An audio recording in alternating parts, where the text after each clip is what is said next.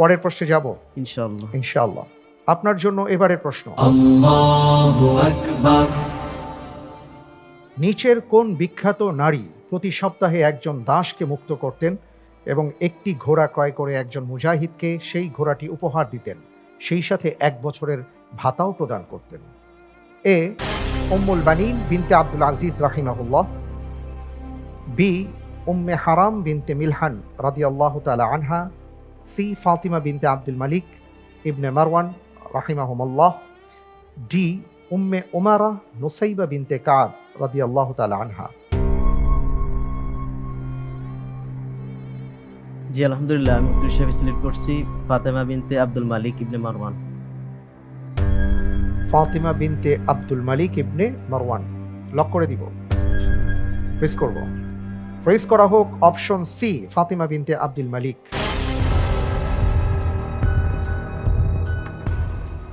আপনি বেশ ভালো সময় নিয়ে চিন্তা ভাবনা করে তারপরে এই অপশনটিকে চুজ করেছেন।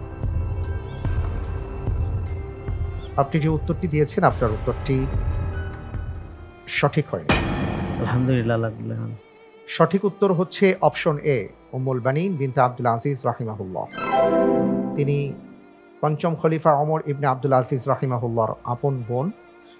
একাধারে তিনি ছিলেন ইসলামী আইনবিদ, হাফেজা, আলেমা, মুহাদ্দিসা এবং একজন সূক্ষ্মদর্শী প্রাজ্ঞ ফাকিহ। তিনি সবসময় ইলম অর্জনে ব্যস্ত থাকতেন। সময় পেলেই তিনি সালাতে দাঁড়িয়ে যেতেন। অত্যন্ত মুত্তাকি তাকওয়াবান একজন নারী ছিলেন এবং তাকে বিয়ে করেছিলেন তার আপন চাচাতো ভাই খলিফা ওয়ালিদ ইবনে আব্দুল মালিক রাহিমাহুল্লাহ। তিনি হজ করতে আসেন এবং তার কথা শুনে সম্মান বোধ করে তাকে বিয়ের প্রস্তাব পাঠান এবং সেই বিয়েতে তিনি সম্মতি প্রদান করেন। পরবর্তীতে মদিনা থেকে তাকে স্বামী নিয়ে যাওয়া হয়।